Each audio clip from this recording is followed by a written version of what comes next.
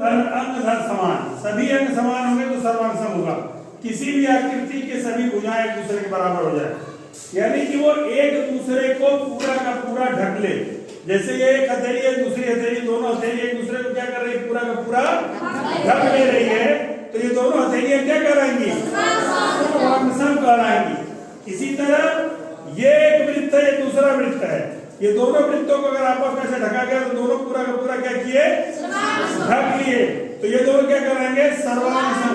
सर्व माने सभी, अंग माने अंग, समान, सब माने समान हो, सभी अंग समान हो तो सर्वांग सम कहलाएगा।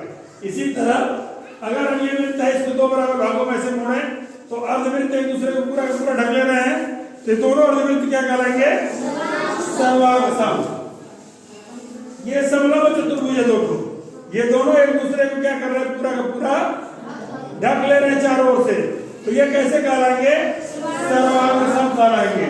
इसी प्रकार तुम्हारे गणित शीट में दिया है ये समानांतर चतुर्भुज दो हैं, ये दोनों एक दूसरे को पूरा का पूरा ऐसे ढक ले रहे हैं, तो ये क्या कहलाएंगे, सर्वांग सम। अब हमको पढ़ना है त्रिभुज। त्रिभुज हमने अभी पढ़ा था कि तीन भुजाएं हो जिसमें, जैसे ये त्रिभुज है, ये त्रिभुज है, ये दोनों क्या कर रहे हैं, एक दूसरे के ऊपर ऐसे रखे जाने में पूरा का पूरा ढक ले रहे हैं, तो ये सर्वांग सम हुए। तो सर्वांग सम होने के लिए, त्रिभुज के सर्वांग सम होने के लिए क्या जरूरी है कि इसकी तीनों भुजाएं एक दूसरे को पूरा का पूरा क्या करें, ढकने, एक दूसरे के ठीक ऊपर पड़े, तो वह क्या कहलाएंगी, सर्वांग सम त्रिभुज कहलाएंगे।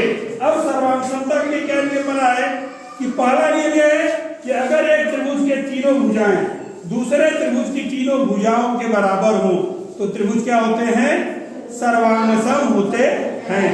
ठीक है, या दो भुजा और उनके एक बीच का कोण किसी दूसरे त्रिभुज के दो भुजा और उनके बीच के कोण के बराबर हो तो भी त्रिभुज क्या होगा, सर्वांग सम होगा। इस तरह त्रिभुज के सर्वांग सम होने की कई कंडीशन है जो कि अभी आगे आपको बताई जाएगी। ठीक है।